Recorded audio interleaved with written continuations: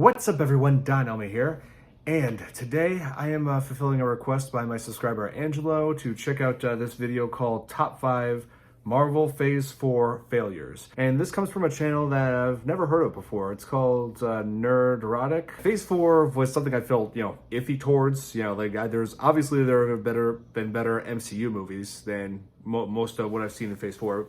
But Spider-Man No Way Home is definitely the best out of everything we've seen in that part of the series. But let's see what this Nerd Erotic has to say about it. Let's jump right into this. For over 14 years, the Marvel Cinematic Universe has been the gold standard in Hollywood, an amazing achievement never to be equaled, taking B-list characters from the comics like Iron Man, Thor, and Captain America and making them household names. Producing 22 films in 3 phases in just under 11 years, culminating in Avengers Endgame, which grossed over $2.5 billion worldwide. The sky was the limit for Disney Marvel. What could possibly go wrong? A few things.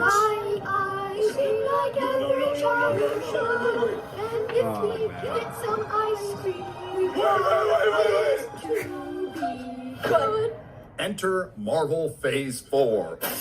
But what is the worst of the worst? Well, my friends, we have assembled a team to do an autopsy on the rotting corpse that is Marvel Phase 4. And this is the top 5 MCU failures. Number 5, Black Widow.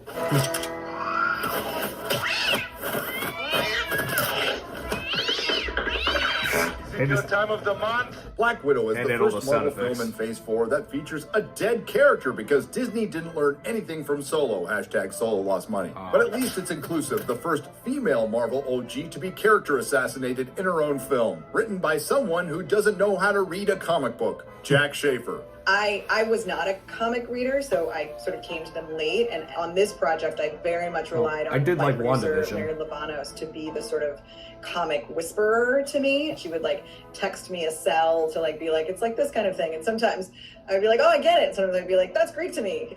I need you to explain it to my face.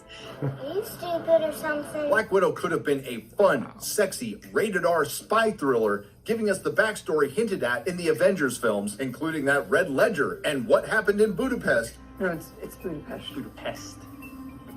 Budapest. But it's still not funny. But no, what we did get with Black Widow was a Me Too Times Up tale about the subjugation of women, dialogue about menstruation. I don't get my period, dipshit. I don't have a uterus. And removing uteruses. They kind of just go in and they rip out all of your reproductive organs. They just get right in there and they chop them all away. Everything out. Okay. Say this. Oh. And that on-brand Disney Marvel twisted morality, including the good guys being responsible for killing an entire prison of guards, inmates, and dogs, all to save a dad they don't like who didn't know anything. Yeah, I mean...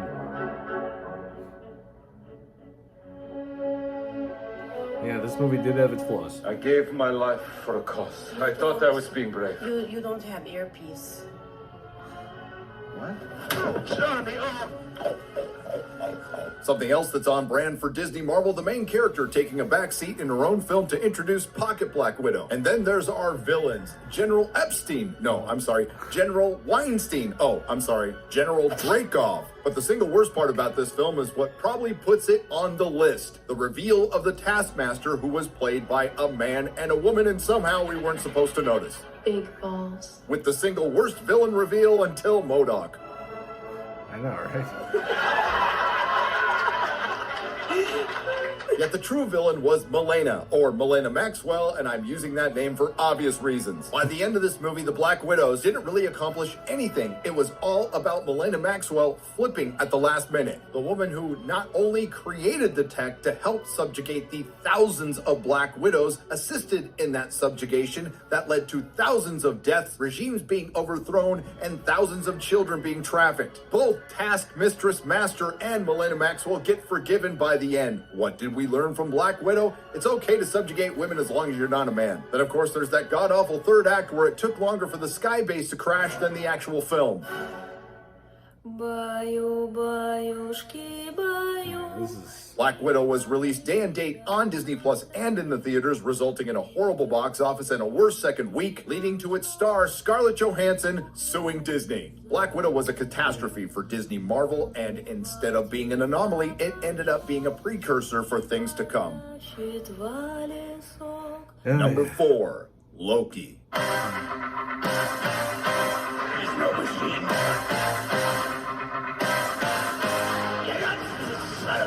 At the time of its release, Kevin Feige said Loki would have the most impact on the MCU, and he wasn't kidding.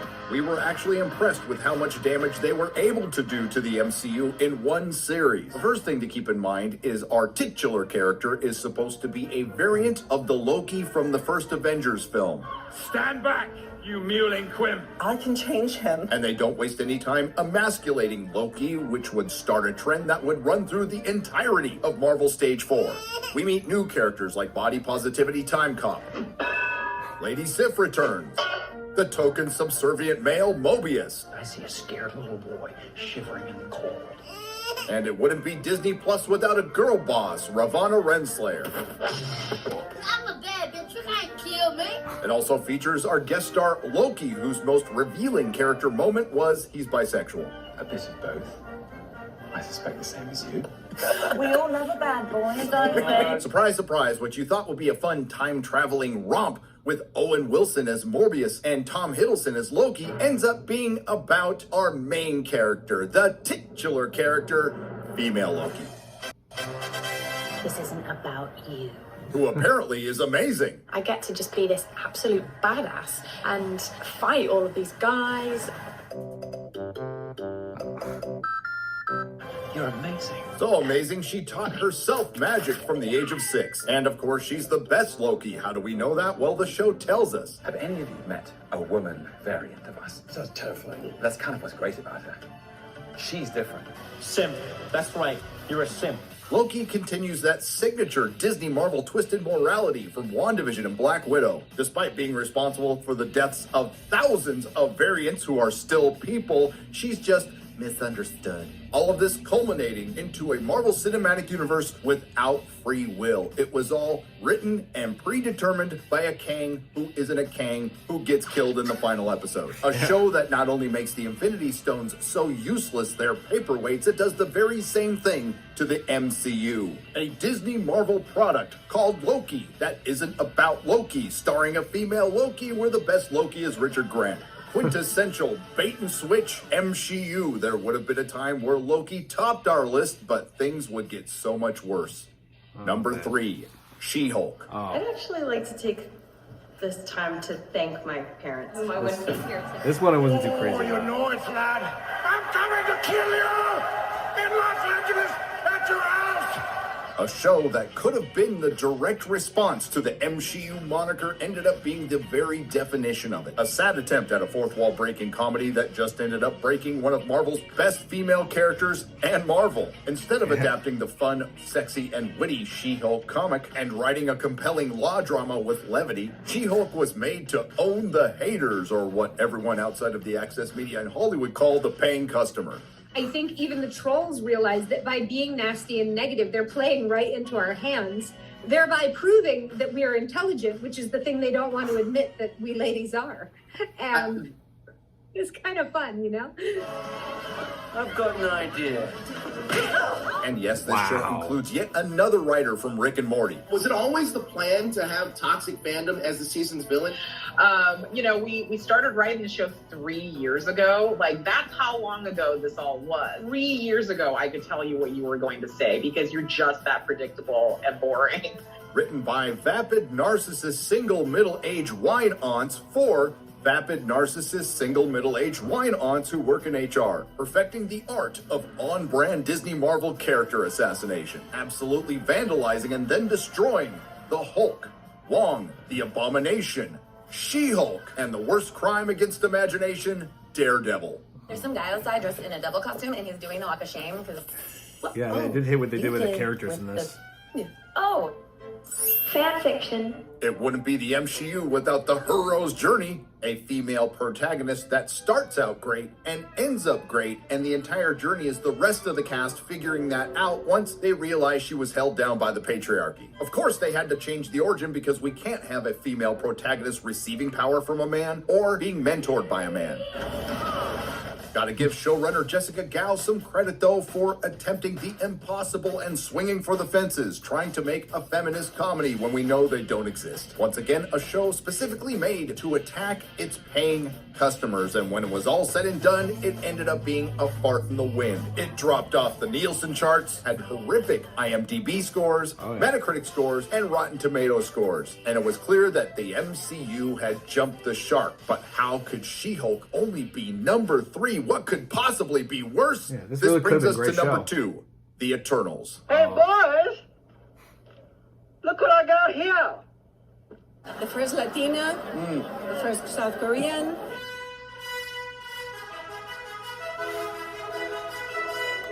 Oh, the Eternals.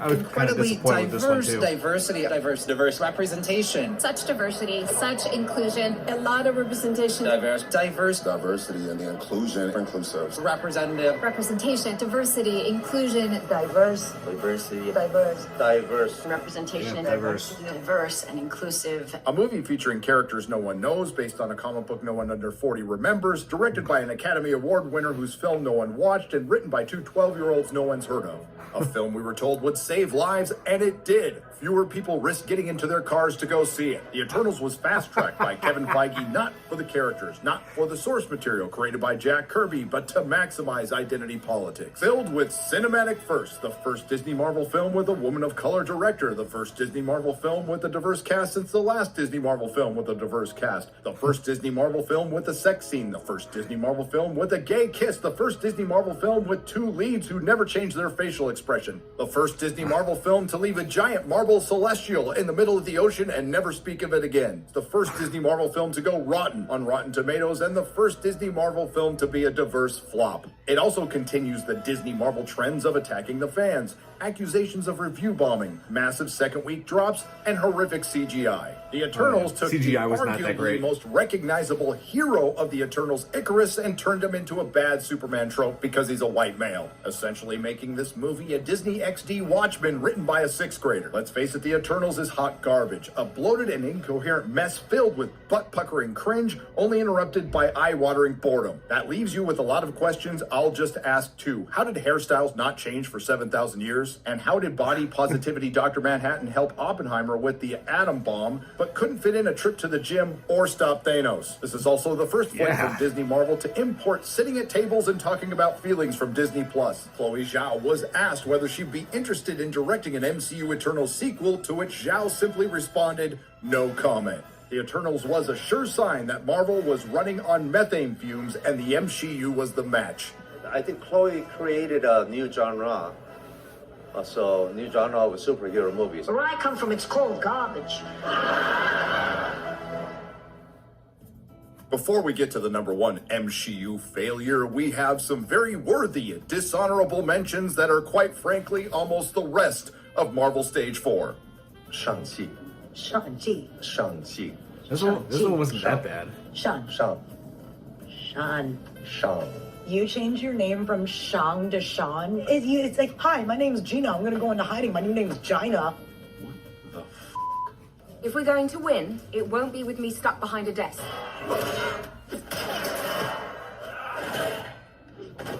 What the is this? You can come to Wakanda, conscious or Come on, this one was great. You need to be conscious of the way that you look.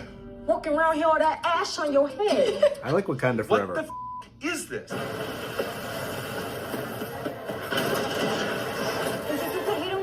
Moon Knight was alright. As previously stated, this was an extremely difficult list to put together because so much of Marvel Phase 4 was so bad, so we felt it was prudent to point out these 3 pieces of Disney Marvel content were firmly on the bubble. According to Natalie Portman, Thor Dumb and Dumber was the gayest Marvel film, and she wasn't kidding. A movie that wasted the talent of Christian Bale playing Tweaker Uncle Fester, also starring the expressionless Tessa Thompson as King Valkyrie, because King is a higher rank than Queen in the intersectional fever dream that is known as the MCU. Thor returns once again to search for meaning in his life for the 4th time in as many films, this time as Himbo Thor, and Natalie Portman stars as female Thor with her CG guns. Taika Waititi promised to ruin our mythos in a minute, baby, and he did. When it comes to the wokest of the woke of the MCU, that goes to Falcon and the Winter Soldier. After f***ing off the rest of his life for Agent Carter, Cap disses Bucky and gives his shield to Falcon, who promptly sympathizes with a terrorist group. The terrorists only set us back a bit. You have to stop calling them terrorists.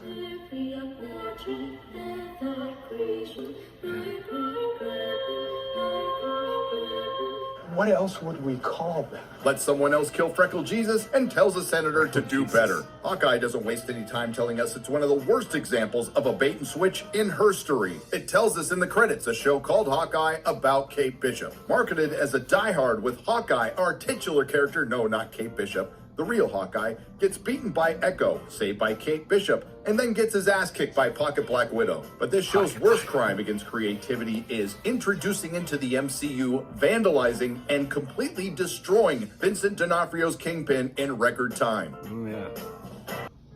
By all accounts, The Eternals should have topped our list, but it's one thing to have a bad, inconsequential movie. That does leave a giant marble celestial in the middle of the ocean, never to be talked about again. And it's another thing to have established characters with an established director destroy established canon, all while pulling off a historic bait and switch. The #1 MCU failure, Doctor Strange Mom.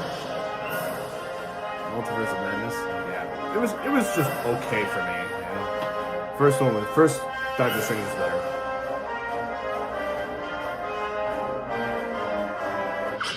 Hot off the heels of Spider-Man No Way Home, the only good movie from Marvel Stage 4, Doctor Strange and the Multiverse of Madness immediately kills any goodwill garnered from the Sony film. Directed by Sam Raimi, it's Spider-Man 3 all over again, except worse. Doctor Strange Mom is not a sequel to Doctor Strange. It's actually a sequel to WandaVision, starring Scarlet Witch and the girl who's the key to everything, America Chavez, in pursuit of the good book MacGuffin to defeat the bad book MacGuffin, guest starring Doctor Strange. From writers who didn't watch the first Doctor Strange or WandaVision. Just in case you're keeping track at home, this is the 3rd title on our list with writers from Rick and Morty. Apparently, Wanda put things right after enslaving hundreds of men, women, and children in WandaVision and then being allowed to walk by Monica Rambeau, who has a lot of blood on her hands. We find out Wanda was completely corrupted by the bad book MacGuffin, and then dumb Doctor Strange leads her directly to the girl who is the key to everything so she can continue to slaughter countless people in pursuit of children that never existed.